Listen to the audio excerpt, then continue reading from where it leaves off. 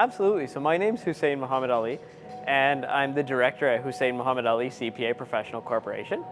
We do full service accounting for young professionals, as well as having a significant focus on tax planning.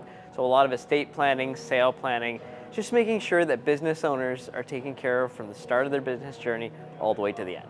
We use so many platforms already. TaxDome was something that had everything in one place. So rather than having 4 or 5 different apps that we had to manage, TaxDome handled everything in one place. I love the fact that there's a mobile app, and my clients love it as well.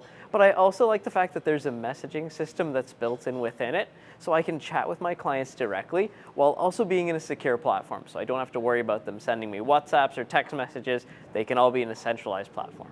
Surprisingly, when we implemented TaxDome, the vast majority of our clients were thrilled. They loved it, they moved over no problem, we didn't even have to convince them.